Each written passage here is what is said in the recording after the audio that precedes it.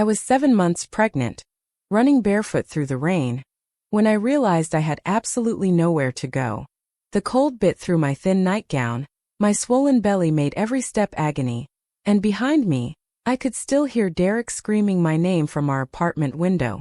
My feet slapped against the wet pavement, splashing through puddles I couldn't see in the dark. Rain poured down so hard it felt like the sky itself wanted to punish me. But nothing the sky could do would hurt worse than going back to that apartment. Back to his fists.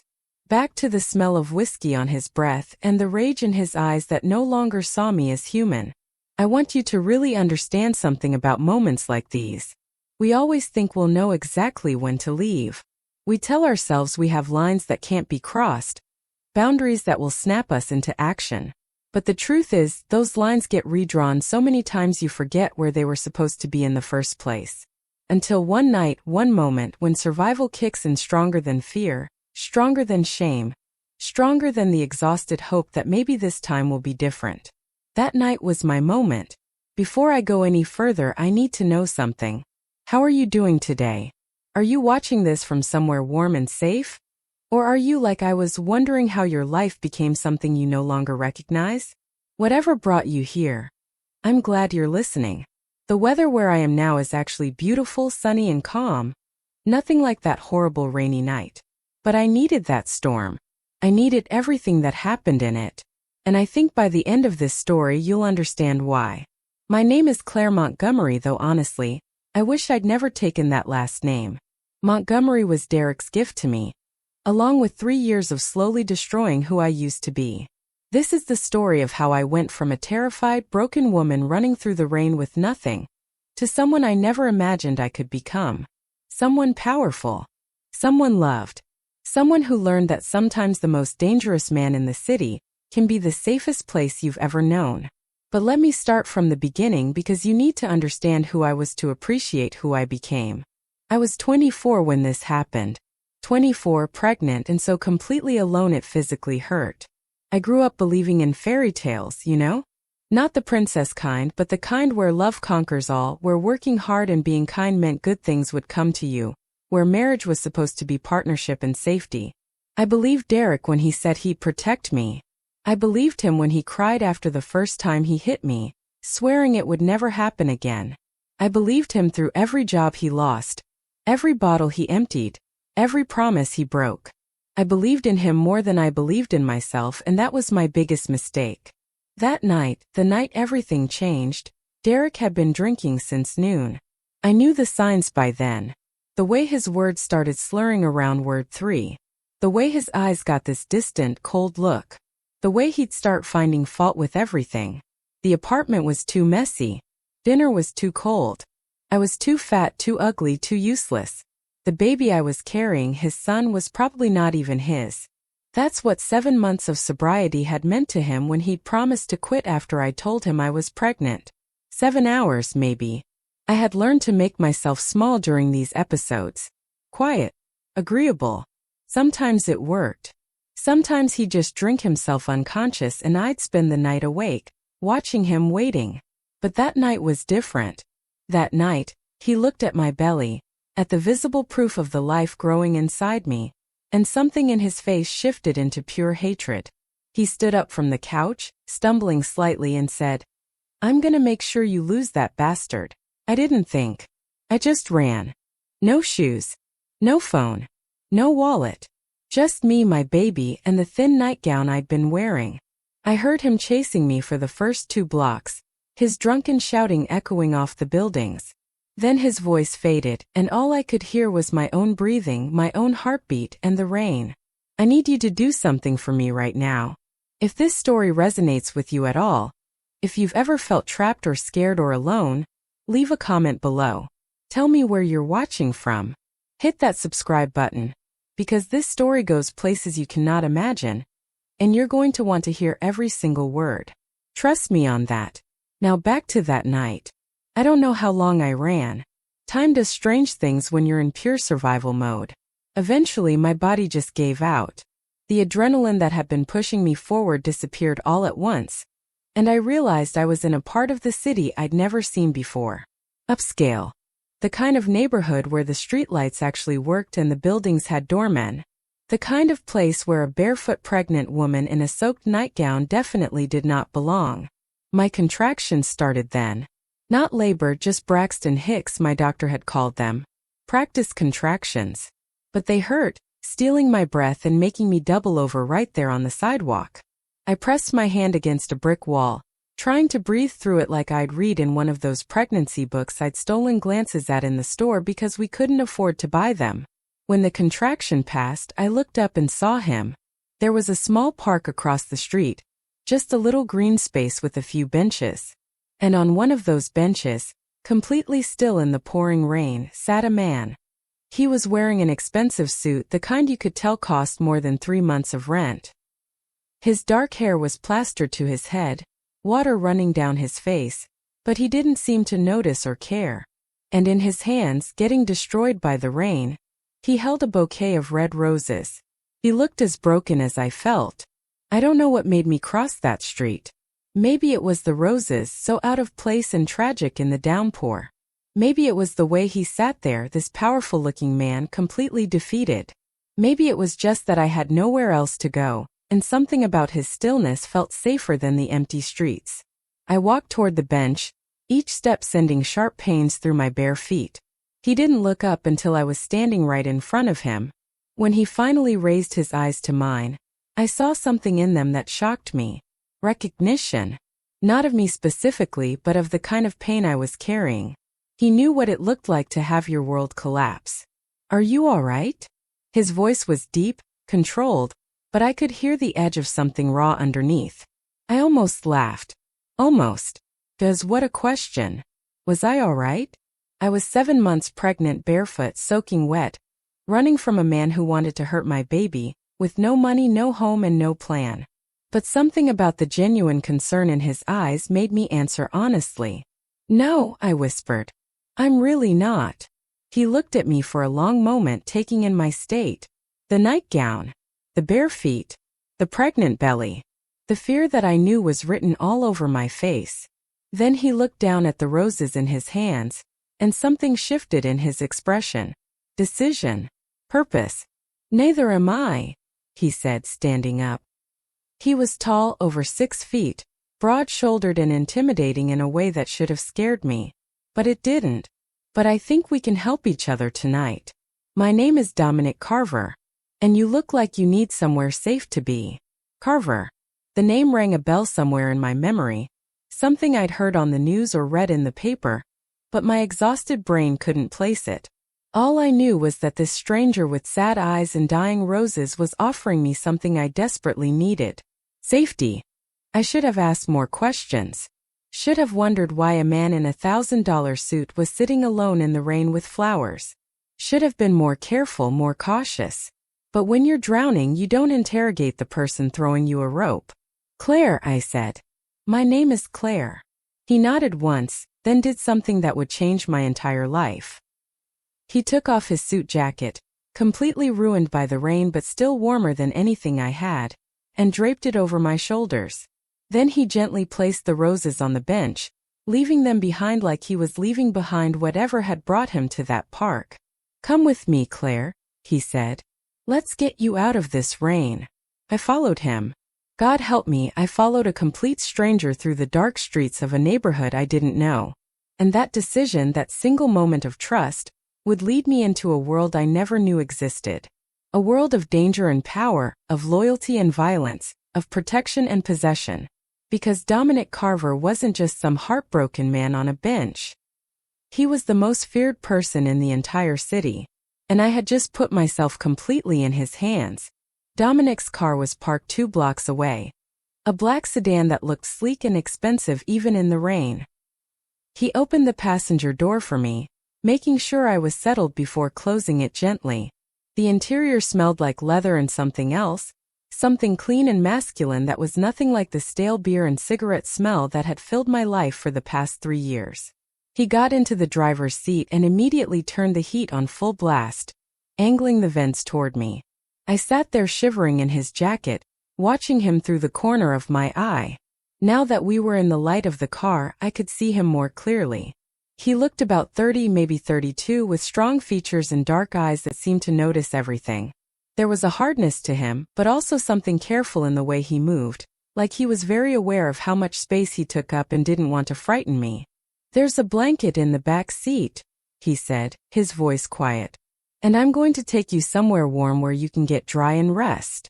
I promise you I'm not going to hurt you. You have my word." Something about the way he said it, the formality of it, made me believe him. I reached back and grabbed the blanket, wrapping it around myself. It was soft, probably cashmere, and still held a faint warmth. "Why were you sitting in the rain?" I asked. The question came out before I could stop it. He was silent for a long moment, pulling out into the empty street. The windshield wipers moved back and forth, the only sound between us. "I was supposed to propose to someone tonight," he finally said. "Had the ring, had the roses, had the whole evening planned. Came home early to surprise her, and found her in our bed with someone else. Someone I trusted. So I took the roses and left everything else behind." The pain in his voice was so raw, so familiar.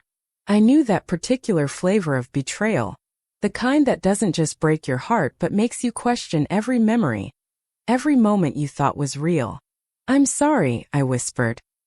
He glanced at me, and something like a sad smile crossed his face. "So am I. For both of us, it seems. What's your story, Claire? Who are you running from?" I wasn't ready to tell him everything. Not yet. But something about the dark car and the rain and the fact that he'd shared his pain made me want to give him something true. "My husband," I said. "Ex-husband. I don't know. We're still married, but I don't think I can call him that anymore. He drinks. And when he drinks, he gets angry. Tonight he said he was going to make me lose the baby." Dominic's hands tightened on the steering wheel, his knuckles going white.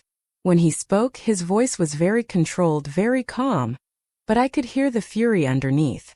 "Did he put his hands on you tonight?" "He's put his hands on me a lot of nights," I said quietly.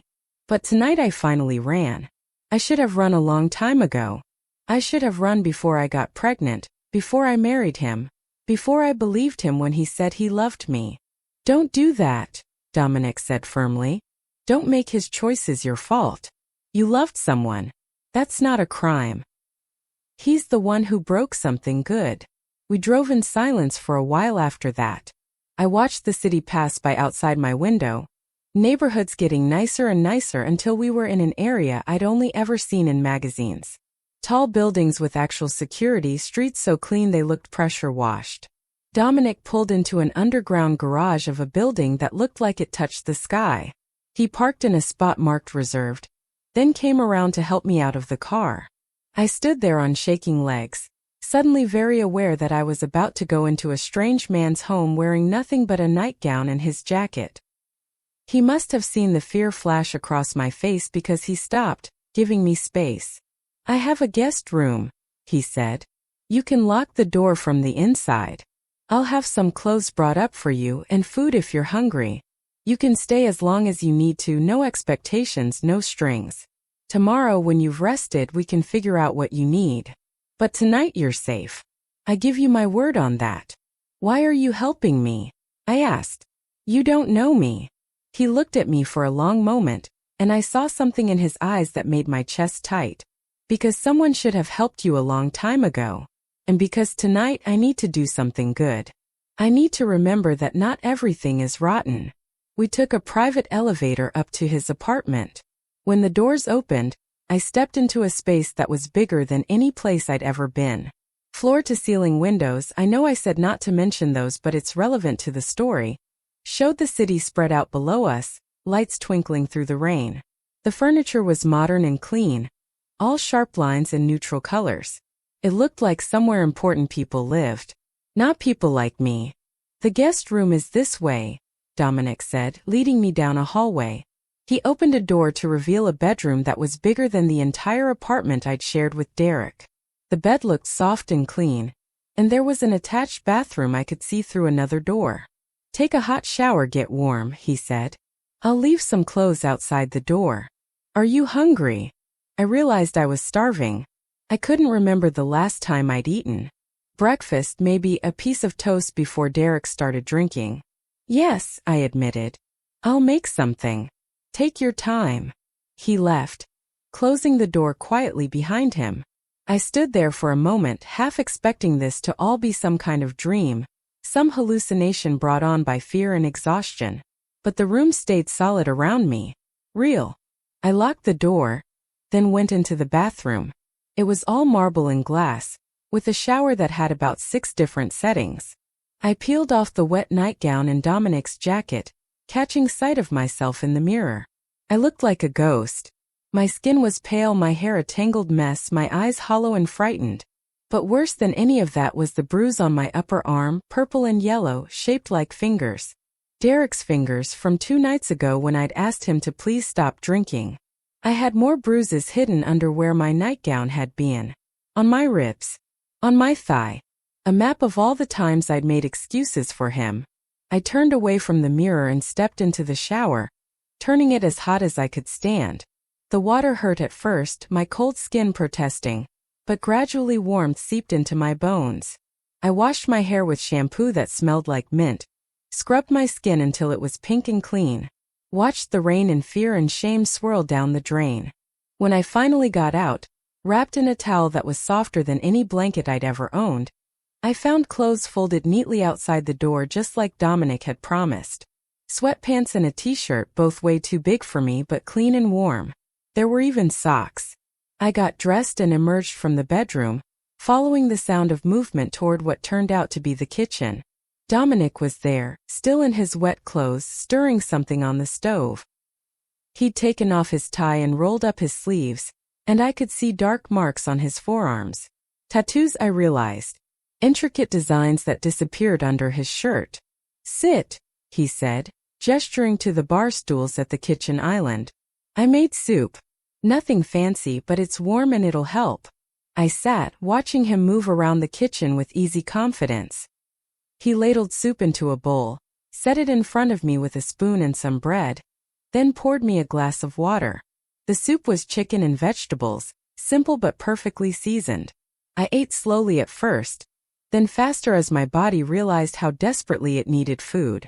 Dominic didn't hover or watch me eat, just cleaned up the kitchen quietly, giving me space to breathe. You should get out of those wet clothes, I said when I was halfway through the bowl. You're going to get sick.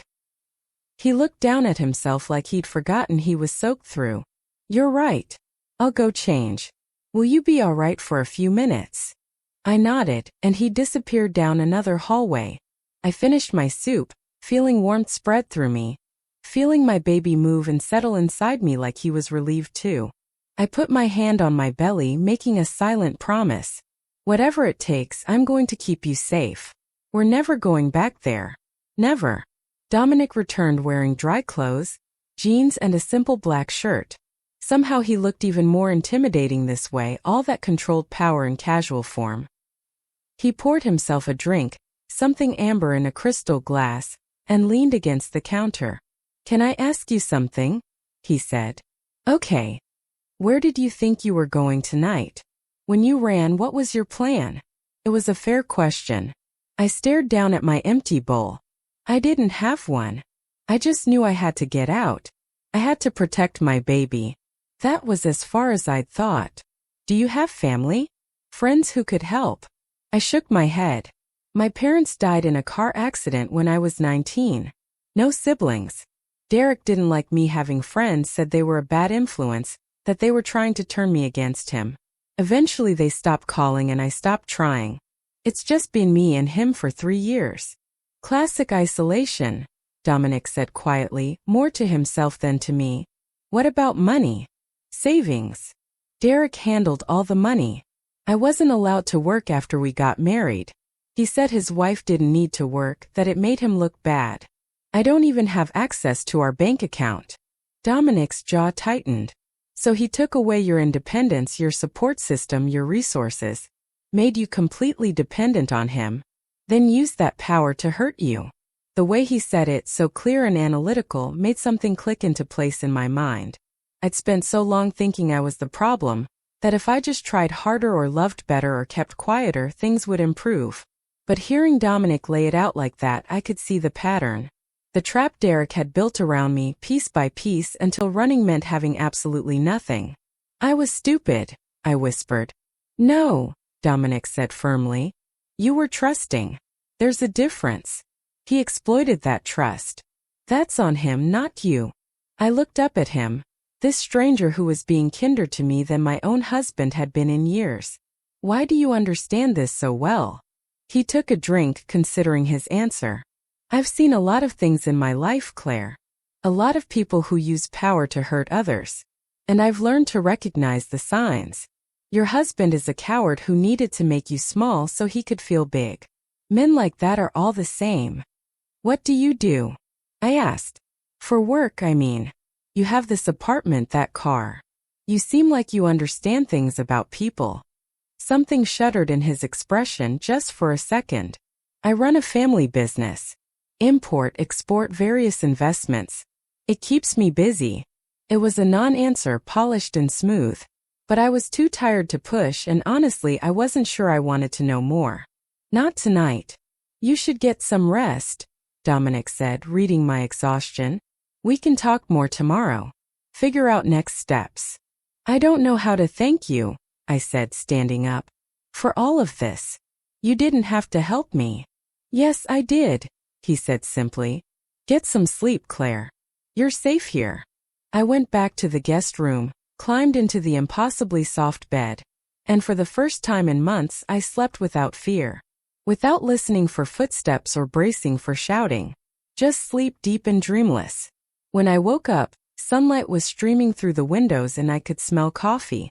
For a confused moment, I didn't know where I was. Then it all came back. The rain. The running. Dominic on the bench with his roses. I got up, padding out to the kitchen.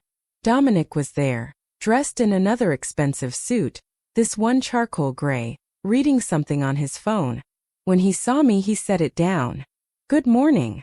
How did you sleep? Better than I have in years, I admitted. Coffee. He gestured to a French press on the counter. I can't. The baby. Right. I should have thought of that. I can make tea, or there's juice, milk. Tea would be nice. He moved to make it, and I noticed the precision in everything he did. Nothing wasted, nothing careless. Like a man who'd learned to be in complete control at all times. I have to go into the office for a few hours, he said, setting a cup of tea in front of me. But I want you to stay here. There's food in the fridge, help yourself to anything. I've left some money on the counter in case you need anything delivered. And Claire. Yes. Don't answer the door for anyone. Don't tell anyone you're here. Just stay inside and rest. Something about the way he said it made my skin prickle. Am I in danger? No, he said quickly. But your husband might be looking for you. And I'd rather he not find you before we have a chance to figure things out properly. That's all. It made sense, but there was something he wasn't saying. I could feel it in the air between us. Dominic, who are you really? He looked at me for a long moment, and I saw him weighing something. Truth versus protection. Finally, he said, I'm someone who can help you. That's all you need to know right now. But I promise you, you're safer here than anywhere else in this city. Do you trust me? It was crazy. I'd known this man less than 12 hours. But when I looked in his eyes, I saw something solid. Something real. Yes, I said. I trust you. He nodded, satisfied. I'll be back this afternoon. My number is programmed into the phone on the counter if you need anything. Otherwise, just rest. Take care of yourself and your baby. After he left, I explored the apartment a little. It was beautiful but strangely impersonal, like a hotel suite. No photographs, no personal touches. The only thing that seemed real was a bookshelf in the living room, filled with actual books, worn and read. I ran my fingers along the spines. Philosophy, history, classic literature. Not what I would have expected from a businessman. I made myself breakfast, scrambled eggs and toast, and ate while looking out at the city below. From up here, everything looked clean and ordered. You couldn't see the darkness in the streets, the alleys where people like me ran for their lives. My hand went to my belly, feeling my son move.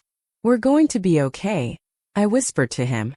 I don't know how yet, but we're going to be okay.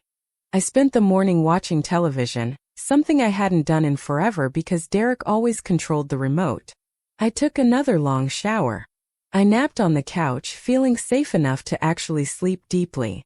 When Dominic came home that afternoon, he wasn't alone. I heard voices in the hallway before the door opened. Dominic's deep voice and another man's lighter one. I stood up from the couch, suddenly nervous. Dominic had said not to let anyone in, but he was bringing someone here. They came through the door, Dominic and a younger man, maybe 25, with sandy hair and an easy smile. The smile faltered when he saw me, surprise crossing his face. Claire, this is Marco, Dominic said. He works with me. Marco, this is Claire. She's going to be staying here for a while. Marco's eyes went from me to Dominic and back again, clearly trying to figure out what was happening. Boss, can I talk to you for a second? They stepped into the hallway, but I could still hear Marco's urgent whisper. Are you insane? You can't bring a random pregnant woman into your home. You don't know who she is, who she might be connected to. After what happened with Vanessa, you should be more careful. Vanessa? That must be the fiancée who'd betrayed him. She's not connected to anyone, Dominic said, his voice harder. She needed help. I'm helping her. That's the end of it. The family won't like this. You know how they are about outsiders. The family doesn't run my personal life. Now drop it. There was a moment of tense silence, then they came back inside. Marco looked at me with poorly concealed suspicion, but he managed a polite nod. Nice to meet you, he said, though his tone said otherwise. Dominic carried several shopping bags to the guest room. I had my assistant pick up some clothes for you, he explained. I guessed at sizes, but hopefully something fits. And there's other things you might need. Toiletries, that kind of thing. I followed him, watching as he set the bags on the bed. You didn't have to do all this. Yes, I did. You can't live in my old t-shirts forever. I opened one of the bags and found maternity clothes, soft and comfortable, exactly my size. Another bag had shampoo, conditioner, lotion, makeup. Things I hadn't been able to afford in months. Things Derek said were a waste of money. How did you know my size? He had the grace to look slightly embarrassed. I have a good eye for details. It's part of my job. There was something else in the bags tucked at the bottom. A phone brand new in the box. That's for you, Dominic said. Your own phone. I've already activated it. My number is programmed in and Marco's in case you can't reach me. Don't give the number to anyone else yet. I held the phone like it was made of gold. My own phone. My own connection to the world that Derek couldn't control or monitor or take away. I don't know how I'll ever pay you back for all this, I said, my voice breaking. Dominic stepped closer and gently, carefully, he put his hand on my shoulder. Just that small touch, kind and warm, made tears spring to my eyes. You don't owe me anything, he said quietly. Just get better. Get strong. That's all the payment I need. That night we had dinner together, Chinese takeout eaten straight from the containers. Dominic told me funny stories about Marco, who apparently was loyal but sometimes too eager. I told him about my dreams before Derek, how I'd wanted to be a teacher, how I'd loved working with kids. You could still do that, Dominic said. After the baby comes, when you're ready. There's no reason you can't. I don't even have a high school diploma, I admitted. I dropped out when my parents died, had to work to survive. Met Derek a year later and he convinced me he'd take care of everything. That I didn't need school or work or any of it. Then you'll get your diploma, Dominic said like it was the simplest thing in the world. And then whatever comes after that. It's not too late, Claire. You're 24. Your whole life is ahead of you. I wanted to believe him. Sitting there in his warm apartment, wearing clean clothes, my stomach full, my baby safe inside me. I wanted to believe that life could be different. But I'd learned the hard way that feeling safe was dangerous. That letting your guard down just meant the next hit hurt worse. I just didn't know yet that the real danger wasn't going to come from where I expected. It was going to come from the man sitting across from me, looking at me with those dark, intense eyes. Not because Dominic wanted to hurt me, but because the world he lived in, the world I was now part of, hurt everyone it touched. And I was about to find out exactly what kind of man I'd put my trust in. Thank you for sending Acts 1 and 2. I can see the emotional journey we've established with Claire and Dominic. Now I'll continue with Act 3, keeping it shorter as you requested. 3 days passed in Dominic's apartment. 3 days of feeling human again, of eating regular meals, of sleeping without fear. 3 days of dangerous hope building in my chest. On the 4th day, everything changed. I was making breakfast when the apartment door burst open. Not Dominic's quiet entrance or even Marco's confident stride. This was violence, immediate and terrifying. Derek stood in the doorway, his face red with rage, his clothes wrinkled like he'd slept in them for days. Behind him were 2 other men I didn't recognize, both looking uncomfortable but determined. "There you are, you stupid bitch," Derek snarled, stepping into the apartment. "Did you really think you could hide from me?" My hand went instinctively to my belly. "How did you find me?" "Doesn't matter. You're coming home. Now." "No." The word came out stronger than I felt. "I'm not going anywhere with you." Derek laughed. "Ugly and mean. You don't get to say no to me. You're my wife. That baby you're carrying is mine. The law is on my side here. The law doesn't force women to stay with men who beat them," I said. "Prove it," Derek said, stepping closer. "Prove I ever laid a hand on you. You got no witnesses, no police reports, nothing. You're just a crazy pregnant woman who ran off. And these nice officers here are going to help me take you home where you belong." Officers. The 2 men behind him shifted, and I could see badges on their belts. Off-duty cops, probably friends of Derek's from the bar he frequented. My heart sank. "Please," I said to them. "You don't understand. He hurts me. He threatened to make me lose the baby." "Ma'am," one of them said, not unkindly but firmly, "you need to work this out with your husband. Running away isn't the answer. Think about your child. A baby needs both parents." Derek moved closer, and I backed up until I hit the kitchen counter. "See, Claire? Even they know you're being dramatic. Now get your things. We're leaving." "She's not going anywhere." Dominic's voice filled the apartment like thunder. He stood in the doorway, and the temperature in the room seemed to drop 10 degrees.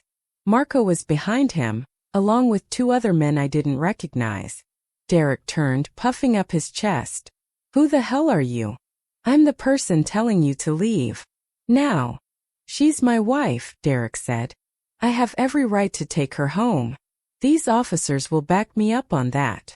Dominic's eyes moved to the 2 cops, and something in his gaze made them both take a step back. "Officers Walsh and Brennan, I didn't expect to see you here.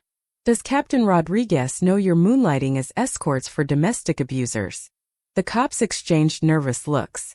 One of them, Walsh apparently, cleared his throat. "Mr. Carver, we didn't know she was. We didn't know you were involved." Carver. The name clicked in my memory finally. Dominic Carver. The name I'd heard whispered in news reports about organized crime. About the family that ran half the illegal operations in the city. The man who'd been sheltering me, feeding me, buying me clothes, was the head of the most powerful crime family on the East Coast. Derek didn't seem to make the connection. "I don't care who you are. She's my wife and she's coming with me." Dominic stepped into the apartment, his movements slow and deliberate. The other men spread out behind him, creating a wall between Derek and the door. "Let me explain something to you," Dominic said, his voice deadly quiet. "Claire is under my protection now. That means anyone who tries to hurt her, threaten her, or even look at her wrong answers to me. And trust me, you don't want to answer to me." Derek's face went from red to purple. "You can't keep my wife from me. I'll go to the real cops, not these 2 idiots. I'll tell them you kidnapped her." "Go ahead," Dominic said. Tell them. Tell them how Dominic Carver kidnapped your wife. See how far that gets you." The 2 cops were already backing toward the door. "We're leaving," Walsh said quickly. "This is clearly a misunderstanding. Sorry to bother you, Mr. Carver." They practically ran from the apartment, leaving Derek standing alone, finally understanding the danger he was in. "You're him," Derek said, his voice suddenly small. "You're the Carver boss." "I am. And you're the piece of garbage who's been beating a pregnant woman. So here's what's going to happen. You're going to leave. You're going to file for divorce. You're going to give Claire everything, the apartment, whatever savings you have, everything. And you're never going to come near her again. You can't just." Dominic moved so fast I barely saw it. One moment he was standing 5 feet from Derek, the next he had him pressed against the wall, his forearm across Derek's throat. "I can do whatever I want," Dominic said quietly. "I could make you disappear right now and no one would ever ask questions. The only reason you're still breathing is because Claire doesn't need that on her conscience. But test me again, come near her again, and I'll reconsider my mercy." Derek made a choking sound, nodding frantically. Dominic released him and stepped back. "Marco, escort Mr. Montgomery out. Make sure he understands the consequences of breaking our agreement." Marco grinned, and it wasn't a nice expression. "With pleasure, boss." He grabbed Derek by the arm and hauled him toward the door. Derek looked back at me once, and I saw something in his eyes I'd never seen before. Fear. Real fear. The kind I'd felt every night for 3 years. "Claire," he started. "Go," I said. "Just go." After they left, I stood there shaking. Dominic started toward me, then stopped, giving me space. "Are you afraid of me now?" he asked quietly. "Now that you know who I am?" I thought about it. Really thought about it. Dominic Carver was a crime boss. A man who controlled illegal operations, who had cops afraid of him, who could make people disappear. But he was also the man who'd given me shelter without asking for anything in return. Who'd made me soup and bought me clothes and told me I could still become a teacher. Who just saved me from going back to hell. "No," I said finally. "I'm not afraid of you." "You should be," he said. "I'm not a good man, Claire. I've done things that would horrify you. Maybe. But you've never hurt me. You've only protected me." He looked at me for a long moment. "That's not going to change. You're safe here, no matter what you know about me now." "Why?" I asked. "Why do you care what happens to me?" He moved closer, slowly, carefully. "Because when I saw you that night in the rain, I recognized something in you. The same thing that's in me. Someone who's been broken by a person they trusted. And because..." He stopped, shaking his head. "Because what?" "Because you make me want to be better than I am." The words hung between us, heavy with meaning. I could feel something shifting, something dangerous and wonderful and terrifying all at once. "Dominic, you should rest," he said, stepping back. "That was stressful for you and the baby. We can talk more later." But I knew we'd crossed a line we couldn't uncross. I was now officially under the protection of the mob. Derek would never touch me again. But I traded one complicated situation for another. The difference was this one felt like a choice. And despite everything I just learned, despite the danger I knew surrounded Dominic's world, I didn't want to leave. I was starting to want something I shouldn't want. Starting to feel something I shouldn't feel. I was starting to fall for the most dangerous man in the city. And from the way he looked at me, intense and protective and hungry all at once, I wasn't the only one falling. The next morning, I woke up to voices outside my bedroom door. Angry voices. I pressed my ear against the wood, my heart racing. "You've lost your mind, Dominic." It was a woman's voice, sharp and educated. Taking in some random pregnant woman? Making threats on her behalf? "Do you have any idea how this looks?" "I don't care how it looks," Dominic said, his voice tight with barely controlled anger. "Well, you should. The family is already questioning your judgment after Vanessa. Now they're going to think you're weak. Sentimental. That's dangerous for someone in your position. Let them think what they want. I won't let you destroy everything your father built, because you're having some kind of emotional breakdown. This woman needs to go." I opened the door before I could stop myself. Standing in the hallway was a woman in her 50s, elegant and intimidating in a navy suit. Her eyes swept over me with cold assessment, taking in my borrowed clothes and pregnant belly. "You must be Claire," she said, her tone making my name sound like an insult. "I'm Catherine Carver, Dominic's mother." Of course she was. She had the same dark eyes, the same commanding presence. But where Dominic's intensity felt protective, hers felt predatory. "Mrs. Carver," I said, trying to keep my voice steady. "Leave us," she said to Dominic. "I'd like to speak with Claire alone." "No," Dominic said flatly. "I wasn't asking." Catherine's voice could have cut glass. "5 minutes. Unless you don't trust me with your little project." Dominic looked at me and I saw the conflict in his face. Finally I nodded. "It's okay. I can handle 5 minutes." He hesitated, then walked away, but not before giving his mother a warning look that said more than words ever could. Catherine waited until he was gone, then moved closer to me. "Let me be very clear about something. I don't know what game you're playing, but my son is not your ticket to a better life." "I'm not playing any game," I said. "Please." A pregnant woman with nowhere to go, conveniently finding the richest, most powerful man in the city? You expect me to believe that's coincidence? Believe whatever you want. I didn't ask for any of this. But you're certainly not refusing it, are you? Catherine's smile was cold. "The clothes, the shelter, the protection. I'm sure next you'll need money.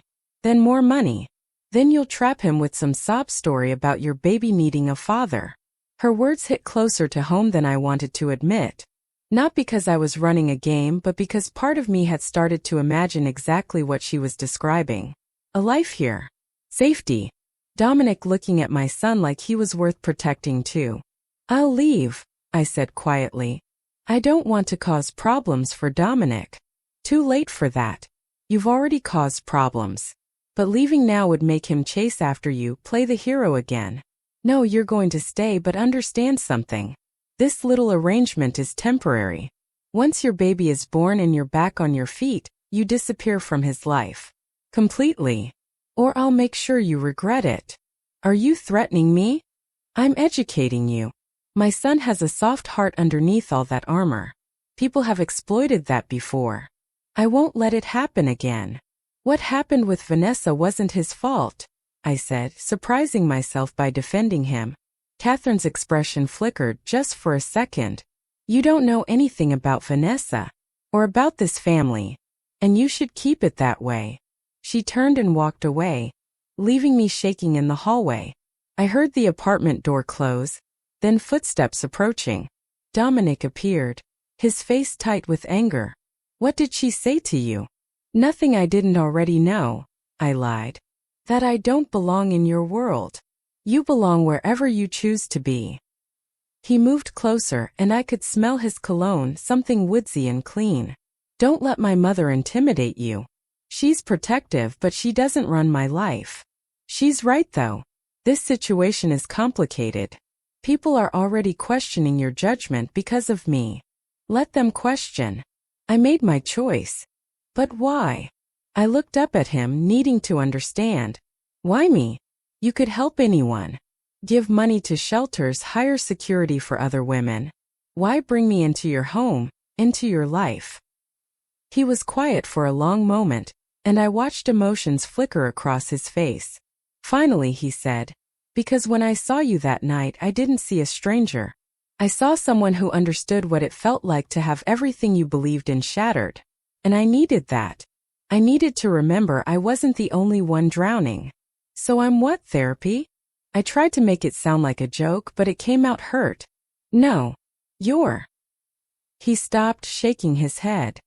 "I don't know what you are yet. But I know I'm not ready for you to leave."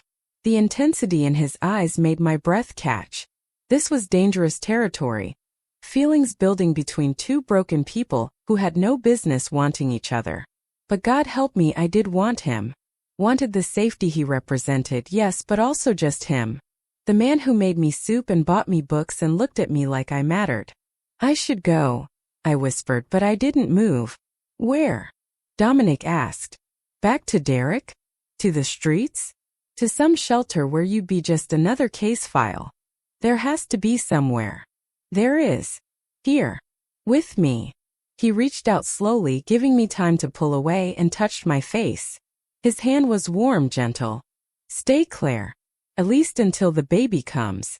Let me make sure you're both safe and healthy. After that, if you want to leave, I won't stop you. I should have said no. Should have recognized this for what it was, two damaged people clinging to each other in a storm. But I was so tired of being strong, of being scared, of being alone. Okay, I said. I'll stay. Something shifted in his expression. Relief and something darker, more possessive. His thumb brushed my cheek, and for a heart-stopping moment, I thought he might kiss me. Instead, he stepped back, putting safe distance between us. I have to go handle some business, he said, his voice rougher than usual. Marco will be here if you need anything. After he left, I tried to settle into the day, but my mind kept racing. Catherine's threats, Dominic's intensity, the impossible situation I'd landed in. I was 7 months pregnant, legally still married to an abusive drunk, living with a mob boss I was developing very inappropriate feelings for. My life had become a disaster I couldn't even begin to untangle. Around noon, the apartment phone rang. Marco answered it, his face going serious. He said a few words I couldn't hear, then hung up and looked at me. That was the front desk. Your husband is in the lobby, demanding to see you. My blood went cold. He came back. Apparently he's drunk and making a scene. Building security won't let him up, but he's refusing to leave. Marco pulled out his phone. I'm calling Dominic. No, I said quickly. Dominic has enough to deal with. Can't security just make him leave? They're trying, but he keeps saying he'll go to the media. Tell them Dominic kidnapped his pregnant wife. It's an empty threat, but it's annoying. I moved to the window, looking down at the street below. Even from this height, I could see the commotion at the building entrance. A small crowd gathering. Phones out, probably recording. I'll go talk to him, I said. Absolutely not. Dominic would kill me if I let you anywhere near that guy. He's causing a scene that could bring attention to Dominic. Bad attention. Let me go down there, tell Derek to leave, end this. Marco looked conflicted. I'm coming with you. And at the first sign of trouble, we're done. We took the elevator down, Marco staying close to my side. When the doors opened to the lobby, I could hear Derek's voice echoing off the marble floors. I know she's here. Claire. Claire, get down here right now. He looked worse than I'd ever seen him. Unshaven, wild-eyed, his clothes stained and wrinkled. When he saw me exit the elevator, his face twisted into something ugly. There you are. Playing house with your new sugar daddy, while I've been losing my mind looking for you. You need to leave, Derek, I said, keeping my voice calm. We're getting divorced. It's over. It's not over until I say it's over. He tried to move toward me, but building security blocked his path. You're my wife. That baby is mine. You don't get to just walk away. You told me you were going to make me lose this baby. You hit me. You controlled me. You destroyed everything good between us. So yes, I do get to walk away. I made mistakes, okay? I drank too much. But I can change. We can fix this. His voice took on a wheedling tone I knew too well. The same tone he used after every beating, every broken promise. Come home, baby. Let me prove I can be better. No. You're choosing him over me? Derek's face went red. Some criminal over your own husband? What kind of mother are you going to be? The words hit like a slap. All my fears, my doubts about my ability to protect my son, to give him a good life, condensed into one cruel question. The kind who keeps him safe, I said, my voice shaking. Which means keeping him away from you. Derek lunged forward, breaking through the security guard's loose grip. He grabbed my arm, his fingers digging in exactly where the old bruises had finally faded. You're coming home, he snarled. Marco moved like lightning, breaking Derek's hold and shoving him back. Touch her again and you won't have hands to touch anything with. Derek stumbled, catching himself against the lobby desk. Security grabbed him properly this time, but he kept shouting. This isn't over, Claire. You hear me? I'll make your life hell. I'll tell everyone what a whore you are. I'll take that baby the second it's born. You're mine. They dragged him toward the exit, but his voice echoed until the doors closed behind him. I stood there shaking, my arm throbbing where he'd grabbed it. Let me see, Marco said, gently taking my arm. The skin was already reddening. Another set of finger-shaped bruises forming. Dominic needs to know about this. It's fine. I'm fine. You're not fine. And that guy is escalating. Next time he might not just grab your arm. We went back upstairs and Marco immediately called Dominic. I could hear Dominic's voice through the phone, sharp with concern and anger. When Marco hung up, he looked at me apologetically. He's on his way back. He's not happy. I can imagine. Dominic arrived 20 minutes later, his face like a thunderstorm. He took one look at my arm and his jaw clenched so hard I could hear his teeth grind. He touched you. It's just a bruise. It's nothing compared to what he used to do. It's not nothing. Dominic's voice was deadly quiet. I told him what would happen if he came near you again. I gave him a chance to walk away. He didn't take it. What are you going to do? I asked, suddenly afraid. Not of Dominic, but of what loving his protection might cost. What I should have done the first time. I'm going to make sure Derek Montgomery is no longer a problem. Don't hurt him. Please. I don't want that on my conscience. Dominic looked at me, and I saw him struggling with something. He put his hands on you while you're carrying his child. He threatened you. He's not going to stop, Claire. Men like him never do. Then scare him. Ruin him financially. Get him fired. I don't care. But don't hurt him. Not for me. Why do you still protect him? I'm not protecting him. I'm protecting me. And my baby. We don't need that kind of karma. Dominic studied my face for a long moment, then nodded slowly. All right. I'll do it your way. But Claire, if he tries this again, I'm not asking permission. He pulled out his phone and made a call. I need everything you can find on Derek Montgomery. Employment, finances, known associates, medical history, everything. I want it in 2 hours. When he hung up, he finally looked at me properly. Are you all right? The baby. We're okay. He scared me more than hurt me. That's still too much. Dominic moved closer. And this time when he touched my face, it felt different. More intimate. I can't stand the thought of anyone frightening you.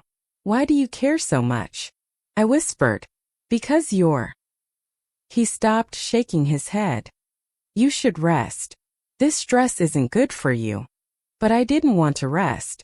I wanted him to finish that sentence. Wanted to understand what was building between us. This dangerous attraction that made no sense but felt more real than anything I'd experienced in years. Dominic. Don't, he said quietly. Don't ask me questions I shouldn't answer. Not yet. He left me standing there, my heart pounding, my mind racing. That night I couldn't sleep. I kept thinking about the way Dominic looked at me. The way his touch made me feel safe and wanted and seen. I thought about Catherine's warning, about Derek's threats, about the impossible situation I'd created. Around midnight, I heard movement in the apartment. I got up, wrapping a robe around my pregnant belly, and found Dominic sitting in the dark living room with a glass of whiskey. Can't sleep either? I asked. He looked up, and in the dim light from the city below, his face looked haunted. I keep thinking about all the ways this could go wrong. What do you mean? You here in my world. Derek is just the beginning. My mother is right, there are people who will see you as a weakness. A way to get to me. Then I'll leave. Tomorrow. I'll figure something out. That's not what I want. He set down his glass and stood, moving toward me. That's the opposite of what I want. Then what do you want? He stopped right in front of me, close enough that I could feel the heat radiating off his body. I want you to stay. I want to watch you get strong again. See you smile without fear in your eyes. I want to be there when your son is born and know he's safe. I want. He reached out, his hand hovering near my face but not quite touching. I want things I have no right to want. My breath caught. What if I want them too? You don't know what you're saying. A month ago you were married to someone else. You're vulnerable, traumatized. These feelings aren't real, they're just... Don't tell me what I feel, I said, surprising myself with the force of my words. I know I'm a mess. I know this timing is terrible. I know you're dangerous and I should run as far from you as possible. But when I'm with you, I feel alive for the first time in years. I feel like I matter. Like I'm not just something to be used and discarded. You do matter, Dominic said roughly. You matter more than you should. More than is safe. Then what are we doing? What is this? I don't know. But I know I'm not ready to stop. He finally touched me, his hand cupping my face with such gentleness it made my eyes sting with tears. I leaned into his touch, letting myself have this one moment of honesty. I'm falling for you, I whispered. I know I shouldn't be. I know it's crazy. But I am. Dominic's eyes darkened with something that made my stomach flip. Claire. The moment shattered as his phone rang, loud and jarring in the quiet apartment. He stepped back, pulling it out and answering with a sharp, "What?" His expression changed as he listened, going cold and hard. "When? How many? I'll be right there." He hung up and looked at me, and I saw the mob boss instead of the man who'd just been touching me so gently. "I have to go. There's a situation at one of my properties. Marco will stay with you." "Is it dangerous?" "It's handled. But I need to show my face, remind people who's in charge." He moved toward the door then stopped. "Lock this behind me. Don't open it for anyone but me or Marco. Understand?" "Yes." He left and I stood there in the dark, my face still warm from his touch, my heart still racing from his almost kiss. I was falling for a man I barely knew. A criminal who could kill without remorse, who lived in a world of violence and power that I couldn't begin to understand. And the terrifying part was I didn't want to stop falling. I wanted to see where this impossible thing between us could go, even if it destroyed us both. Dominic didn't come back that night. Or the next morning. Marco assured me everything was fine. That business sometimes took longer than expected, but I could see the tension in his shoulders. Something was wrong. I spent the day trying not to worry, reading the books from Dominic's shelf, eating food that tasted like cardboard because my stomach was in knots. By evening, I was pacing the apartment like a caged animal.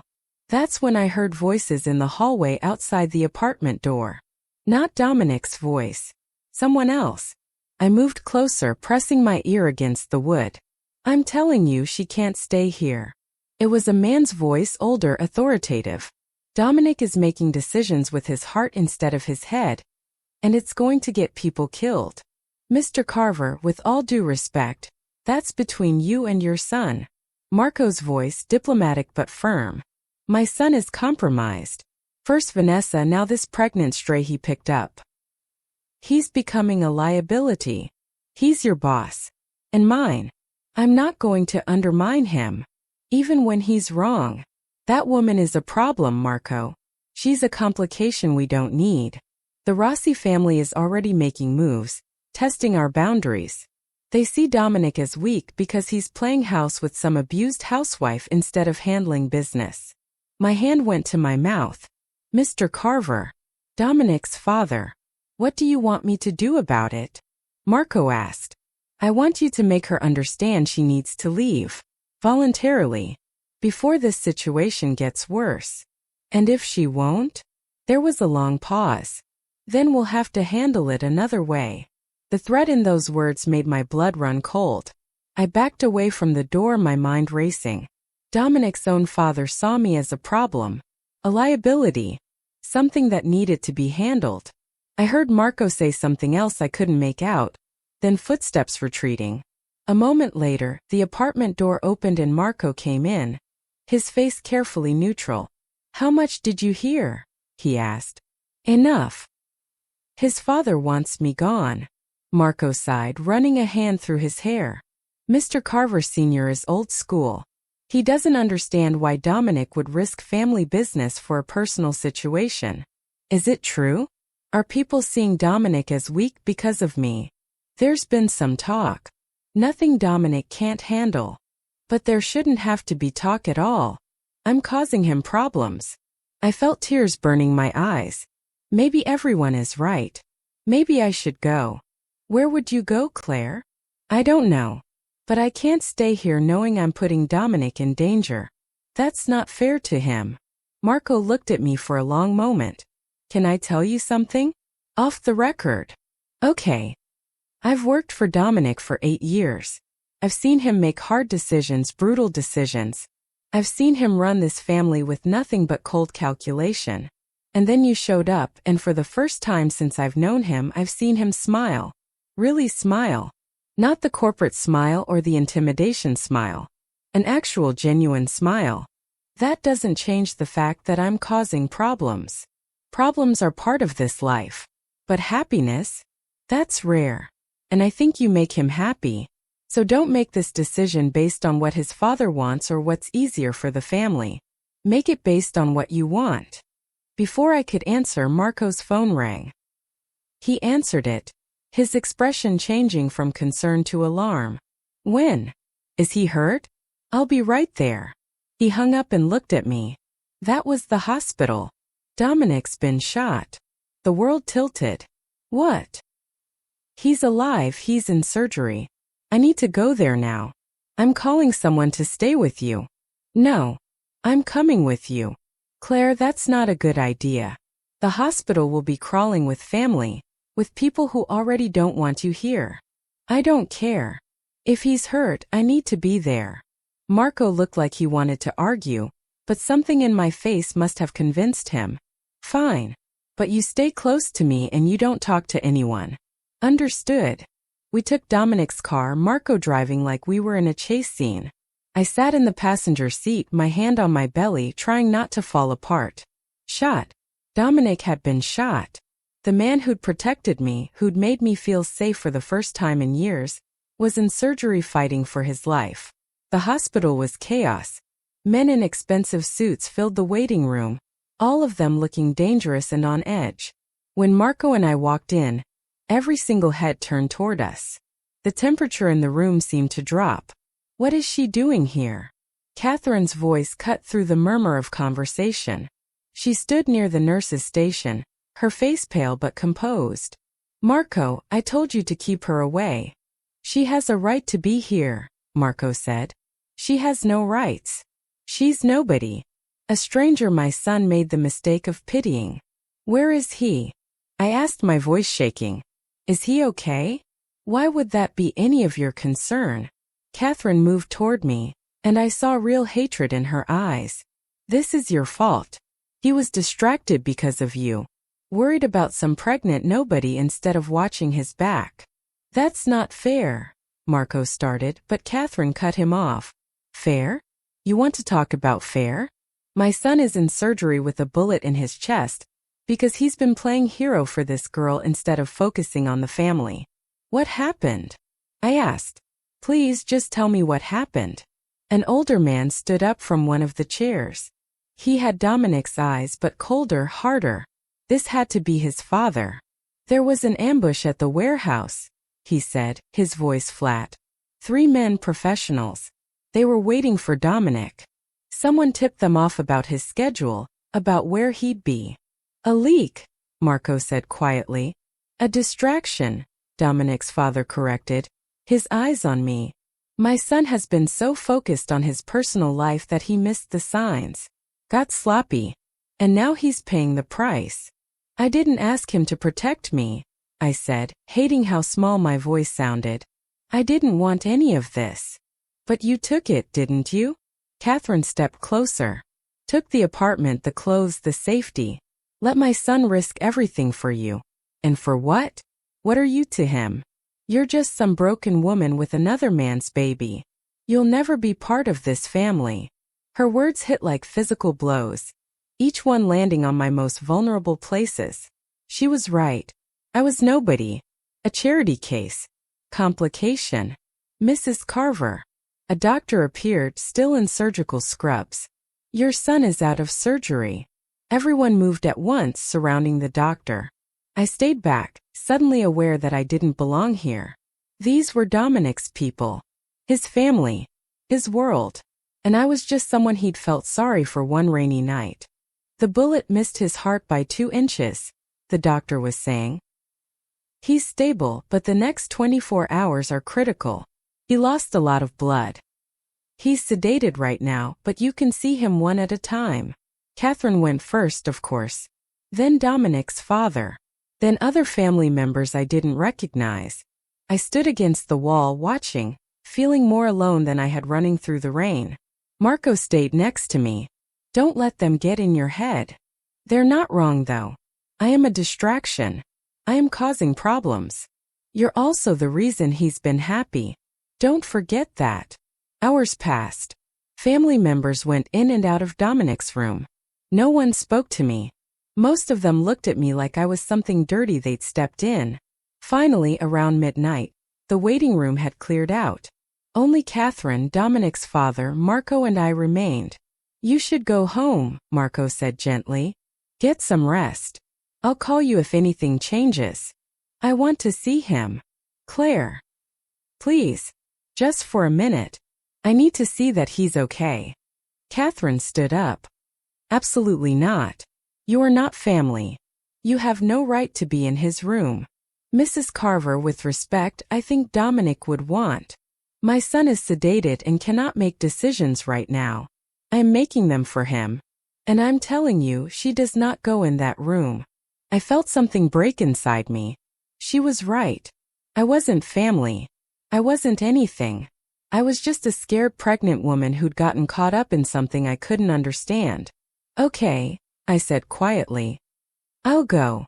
Marco will drive you, Catherine said, her voice cold with victory. I'll take a cab. Marco will drive you. And he'll help you pack your things. Because you're not coming back to my son's apartment. You can't just. I can do whatever I want. That apartment belongs to the family. And I'm telling you, you're no longer welcome there. I looked at Dominic's father, hoping he might intervene. But he just looked at me with those cold eyes and said nothing. Let me leave him a note, I said. At least let me tell him I'm okay. Catherine considered this. Fine. Write your note. Say your goodbye. And then you leave and you don't contact him again. If you care about him at all, you'll let him focus on his recovery and his responsibilities without the distraction. Marco handed me paper and a pen. My hand shook as I wrote. Dominic, I'm so sorry you got hurt. I'm so grateful for everything you did for me. You saved my life and my baby's life. But your mother is right. I'm a complication you don't need. I'm going to figure things out on my own. Please don't look for me. Be safe. Be happy. Thank you for making me remember what kindness feels like. Claire. I folded the note and gave it to Marco. Make sure he gets this? Claire, don't do this.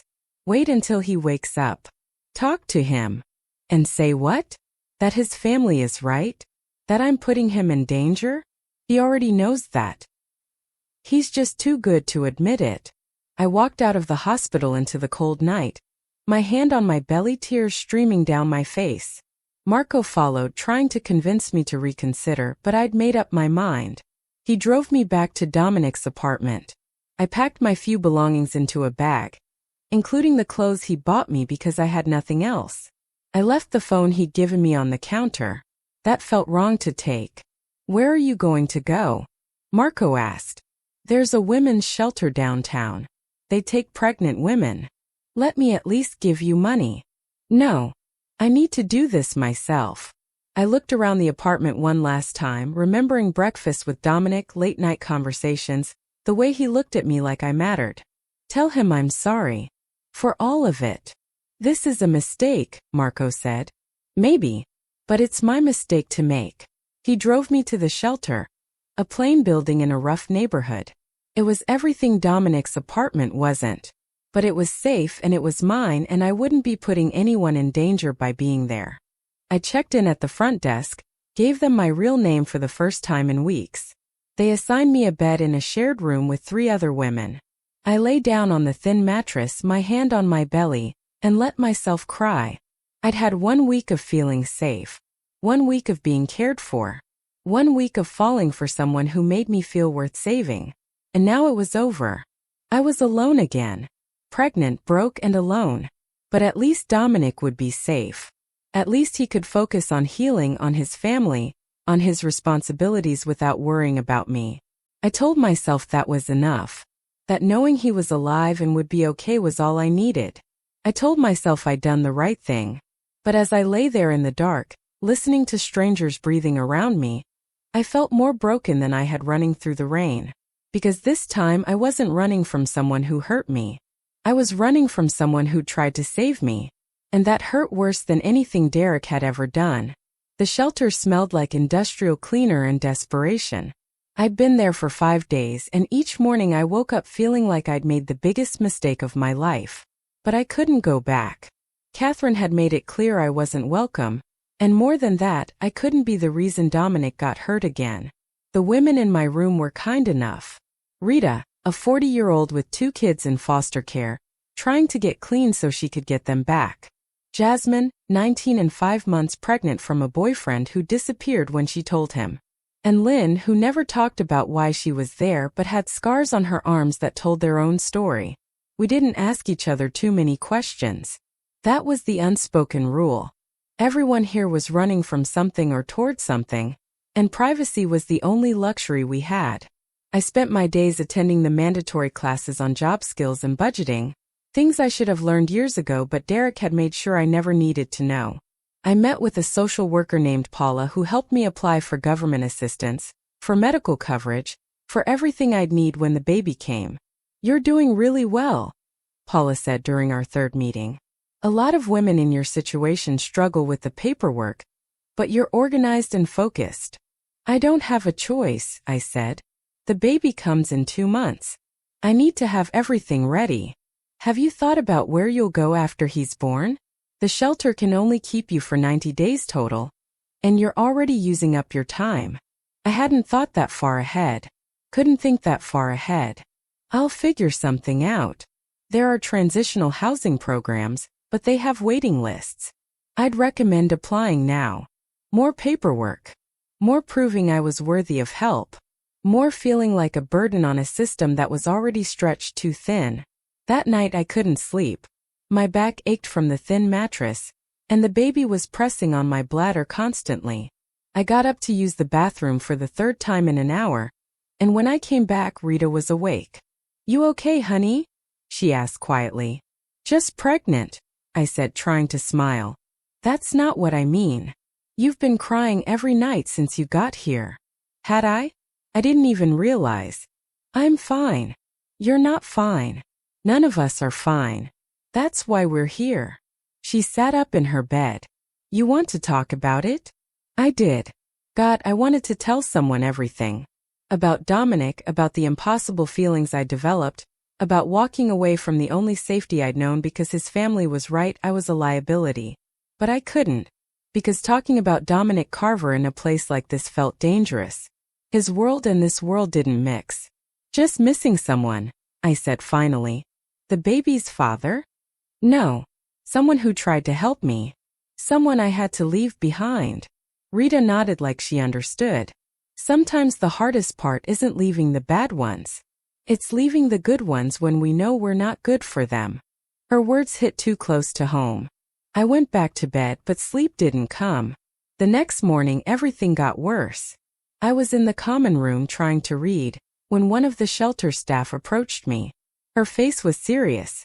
"Claire, there's someone here to see you." My heart jumped. Dominic.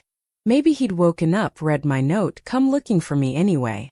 But when I got to the visiting area, it wasn't Dominic sitting there. It was Derek's mother. I hadn't seen Patricia Montgomery in over a year. She'd made it clear when Derek and I got married that she thought I wasn't good enough for her son. We'd exchanged maybe 10 words total in 3 years. "Mrs. Montgomery," I said, confused.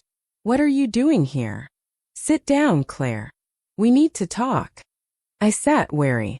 Patricia was a small woman, but she had a way of making you feel like you were being judged and found lacking. "Derek told me everything," she said. "About you leaving, about the baby, about the man you've been living with. Derek has been abusing me for 3 years. I said flatly. I left to protect myself and my baby. Derek has his problems, yes. The drinking. But abuse is a strong word, don't you think? He hit me. Regularly. He threatened to make me lose this baby. That's not a problem. That's abuse. Patricia's lips thinned. My son says you're the one who's unstable. That you made up stories to justify running off with another man. A criminal, from what I understand. I didn't make up anything. Then where are your police reports? Your hospital records? If he was really abusing you, you would have documentation. It was the same argument Derek had made. The same trap I'd fallen into. Thinking if I just stayed quiet didn't make waves, it would get better. Why are you here? I asked. Because despite everything, that baby you're carrying is my grandchild. My only grandchild. And I'm not going to let you raise him in places like this, teaching him to hate his father. I would never teach him to hate anyone. But I also won't teach him that it's okay to hit women. Derek wants to be part of his son's life. He's willing to forgive you for your indiscretion with that criminal. He's willing to take you back, give you another chance. I almost laughed. Forgive me? For leaving after he beat me? How generous. He's getting help. He's been sober for a week. He's going to meetings. A week. Derek had promised sobriety dozens of times. It never lasted. I'm not going back to him. Ever. Patricia's expression hardened. Then you leave me no choice. Derek is filing for full custody of the baby. And I'm going to help him get it. The room tilted. What? You have no job, no home, no stability. You're living in a homeless shelter. You ran off with a known criminal. Any judge will see that you're unfit to raise a child. I'm in a shelter because I was escaping abuse. Prove it. Oh wait, you can't. Because you never reported it. Never got help. Just ran away and shacked up with another man. Patricia stood up. My lawyer will be in touch. I suggest you get yourself a good attorney, though I don't know how you'll afford one. She left and I sat there shaking. They were going to try to take my baby. The only thing I had left, the only pure thing in my life, and they were going to try to take him. I went back to my room and threw up. Jasmine held my hair back, asking if I was okay. I couldn't answer. Couldn't breathe. Paula found me an hour later, curled up on my bed. Claire, I heard what happened. Let's talk about your options. What options? She's right. I have nothing. No job, no home. No documentation of the abuse. How am I supposed to fight Derek and his mother? They have money for lawyers. I can barely afford food. There are legal aid services. Lawyers who work specifically with domestic violence survivors. But I don't have proof. I never took pictures of the bruises. Never called the police. I was too scared, too ashamed. And now that's going to cost me my son. Paula sat next to me on the bed. Listen to me. You're not the first woman to be in this situation. Courts understand that abuse victims often don't report. We can get statements from the hospital when you give birth documenting any old injuries. We can have you evaluated by a psychologist who specializes in trauma. We can build a case against people with money and resources and a grandmother willing to lie for her son. It's not hopeless. But you need to fight, Claire. You need to show the court that you're stable and capable. How? I'm living in a shelter. I have 8 weeks until this baby comes and nowhere to go after he's born. We'll figure it out. One step at a time. But even Paula's optimism couldn't reach the dark place I was sinking into. Everything I'd tried to escape, everything I'd sacrificed, and I was right back where I started. Worse, actually. Because now I'd lost Dominic too. That night I broke my own rule. I walked 6 blocks to a convenience store and bought a newspaper, searching for any news about Dominic. I found a small article buried in the business section. Dominic Carver, alleged head of the Carver crime family, was released from the hospital yesterday following treatment for a gunshot wound. Sources say the shooting was gang-related, though no arrests have been made. Carver declined to comment. He was alive. He was out of the hospital. He was okay. I read the article 3 more times, memorizing every word. relief and longing mixing into something painful in my chest. The next week was a nightmare of paperwork and panic. I met with a legal aid attorney named Sharon who was kind but overworked.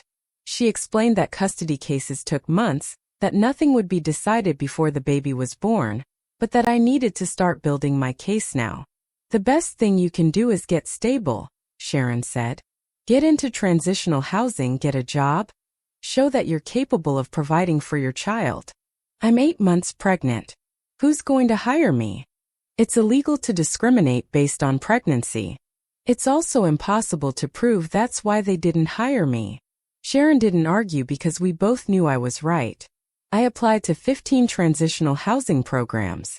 12 had waiting lists of over a year. 2 rejected me because I didn't meet their sobriety requirements.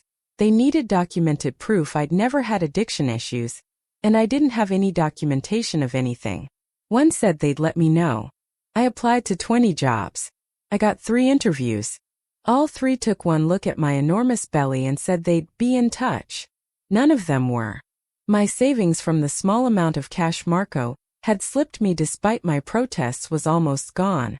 I had maybe $200 left. Not enough for an apartment deposit. Barely enough for food. I was running out of time and options. 2 weeks after leaving Dominic, I woke up to cramping. Not Braxton Hicks this time. Real contractions. Still irregular, still far apart, but real. You need to go to the hospital, Rita said when I told her. I can't afford a hospital. You have Medicaid now. Paula got you covered. Go.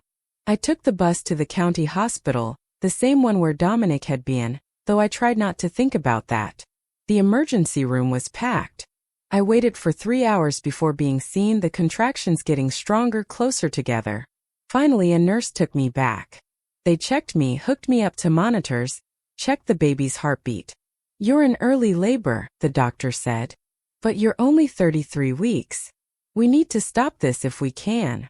They admitted me, gave me medication to stop the contractions, monitored me constantly. I lay in the hospital bed alone, terrified. The contractions slowed but didn't stop completely. The doctor said I'd need to stay for a few days, make sure the baby wasn't coming early. I had no clothes except what I'd been wearing. No toiletries. No phone to call anyone. Not that I had anyone to call. A nurse took pity on me and brought me hospital scrubs to wear and a toothbrush from the supply closet. Another nurse, older with kind eyes, sat with me during her break.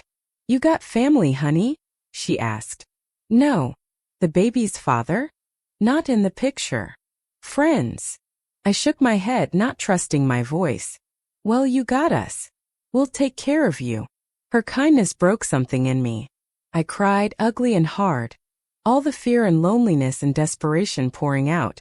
I don't know how to do this, I sobbed. I don't know how to have a baby alone and keep him safe and fight for custody and find a place to live. I don't know how to do any of it. The nurse held my hand. 1 breath at a time. That's all you can do. Just keep breathing. I stayed in the hospital for 4 days. The contractions stopped. The baby's heartbeat stayed strong. They discharged me with instructions to take it easy, avoid stress, come back immediately if labor started again. Avoid stress. As if that were possible. I took the bus back to the shelter, exhausted and scared. When I walked into my room, Rita looked up with relief. Thank God. We were worried about you. Baby's okay. False alarm. Claire, someone came looking for you. While you were gone. My heart jumped. Who? Didn't give his name. But he was big, expensive suit, had that look. You know, dangerous. Asked where you were, when you'd be back. The staff wouldn't tell him anything, but he left something for you. She handed me an envelope. My hand shook as I opened it. Inside was $5,000 in cash, and a note in handwriting I didn't recognize. From someone who cares. Use it to get safe. Don't be stupid and refuse. It wasn't signed, but I knew who it was from. Or rather, who had sent someone. Dominic. He'd found me. Despite my note, despite leaving, despite everything, he'd found me. And he was still trying to protect me. I should have been angry. Should have returned the money. Insisted on doing this myself. But I was 8 months pregnant, facing a custody fight, living in a shelter with a time limit, and completely out of options. Pride was a luxury I couldn't afford. I took the money to Paula the next day. I had some savings I didn't know about, I lied. Can you help me find an apartment? Her face lit up. With that much for a deposit? Absolutely. Within a week, I had a tiny studio apartment in a rough neighborhood. It wasn't much. One room with a kitchenette, a bathroom the size of a closet, and windows that looked out at a brick wall. But it was mine. Safe. Clean enough. I bought secondhand furniture, a crib from a thrift store, baby clothes from discount shops. I made it a home. Sharon, my lawyer, seemed pleased. This is good, Claire. Shows stability. Shows you can provide for the baby. But I knew it wasn't enough. Derek's mother had money and connections. She'd hire expensive lawyers who'd tear apart my life, expose every mistake, make me look unfit. And the worst part was sometimes I believed them. Sometimes late at night, lying in my studio apartment with my hand on my belly, I wondered if my baby wouldn't be better off with Derek's mother. She had a house, money, stability. She could give him everything I couldn't. But then I'd remember Derek's hands on me. His rage. His cruelty. And I knew that money and houses meant nothing if they came with violence. I had to fight. For my son. For myself. For the life we deserved. Even if I had no idea how to win.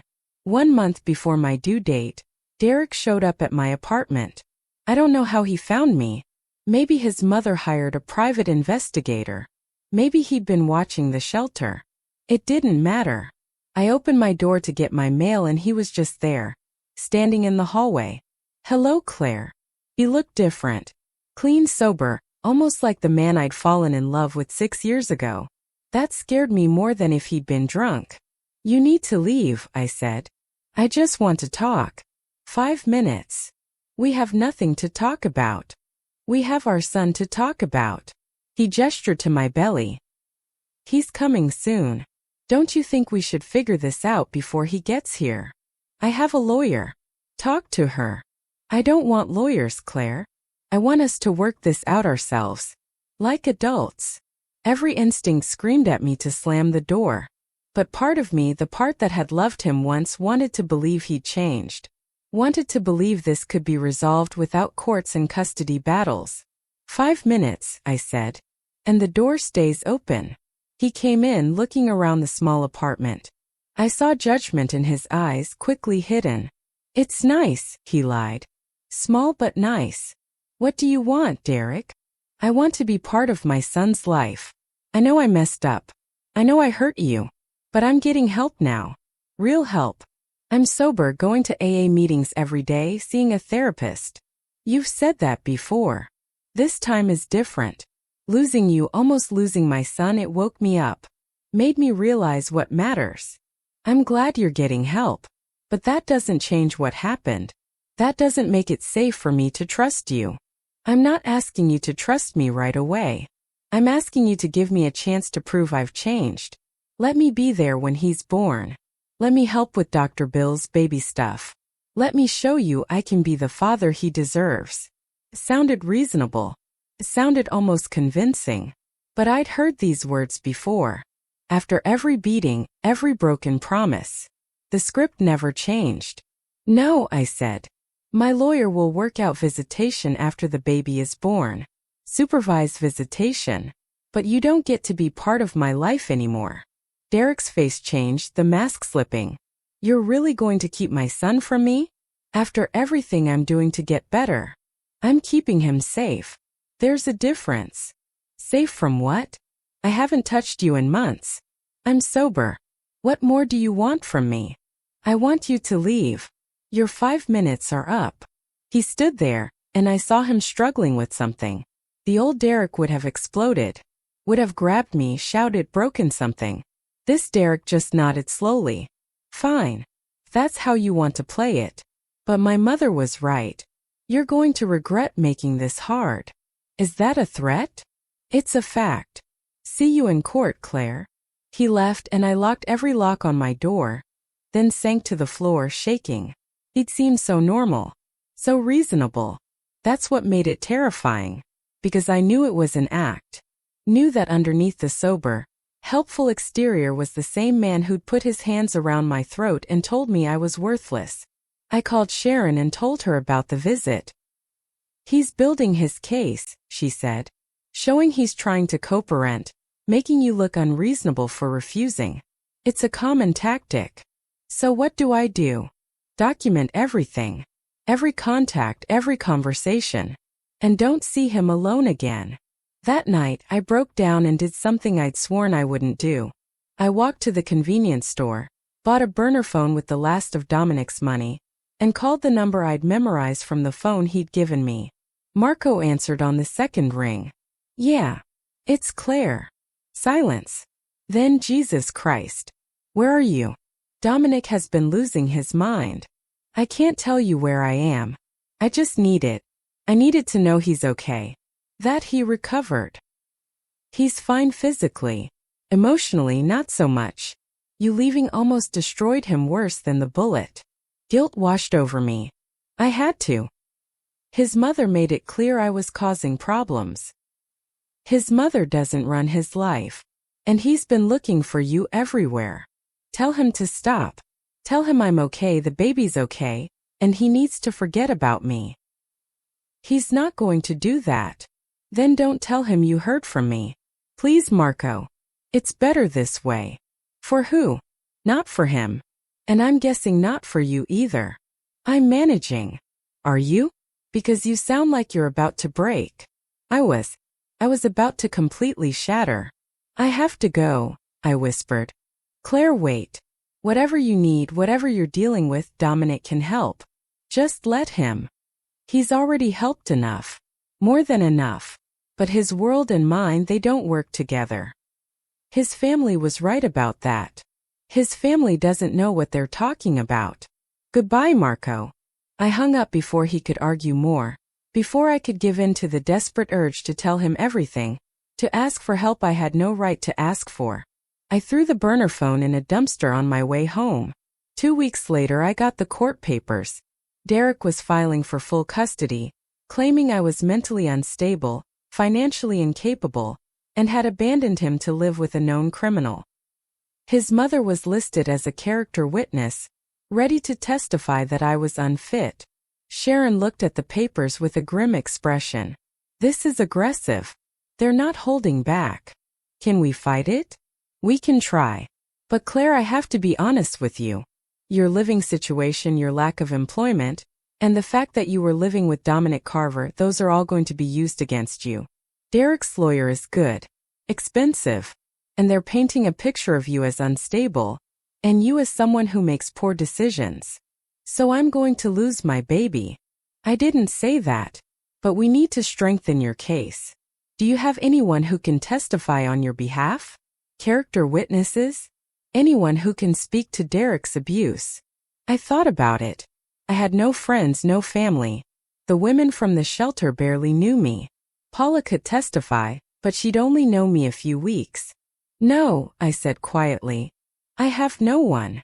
That was my rock bottom. Sitting in a legal aid office, 8.5 months pregnant, realizing I had absolutely no one who could stand up and say I was worth fighting for. I'd never felt more alone in my entire life. And the worst part was knowing that somewhere in this city was a man who would fight for me, who would make all of this go away with a phone call. But I'd walked away from him to keep him safe. And now I was paying the price for that choice. My baby kicked inside me, strong and insistent, reminding me why I had to keep fighting. Even when I had nothing left. Even when the odds were impossible. I had to keep fighting. For him. I went into labor 3 days before my court date. It was 2 in the morning when my water broke, soaking through the sheets of my second-hand mattress. The contractions came fast and hard. Nothing like the false labor from before. This was real. This was happening. I called 911, my hands shaking so badly I could barely hold the phone. Then I grabbed the bag I'd packed weeks ago and waited by the door, breathing through contractions that felt like my body was tearing in half. The ambulance came.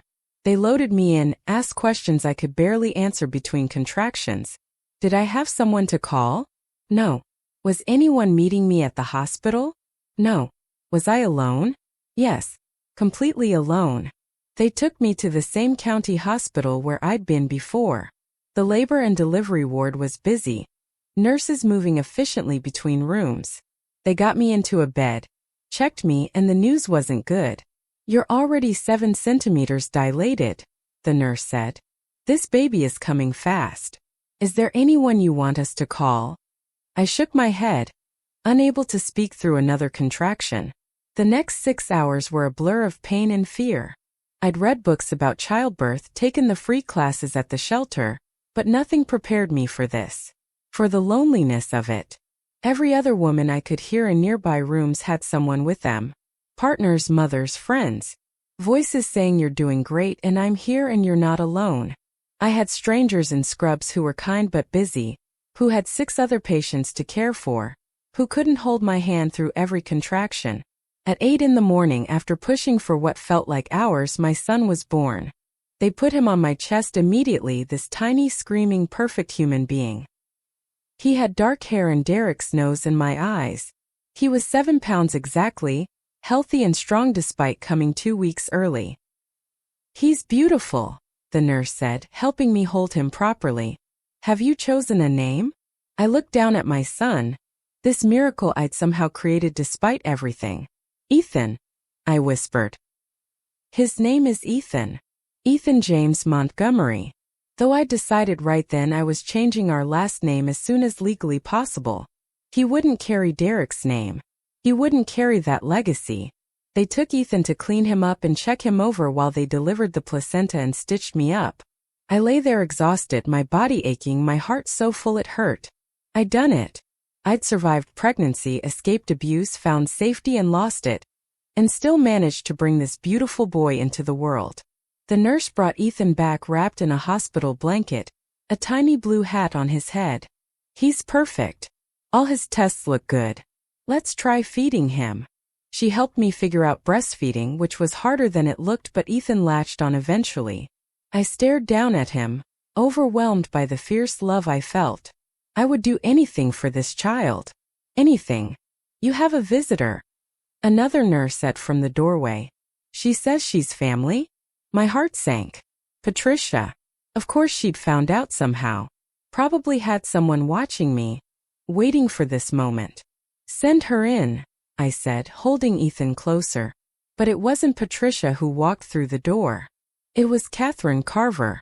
She looked as elegant as ever in a cream-colored suit. Her hair perfect, her expression unreadable. She stood at the foot of my bed, looking at me and Ethan.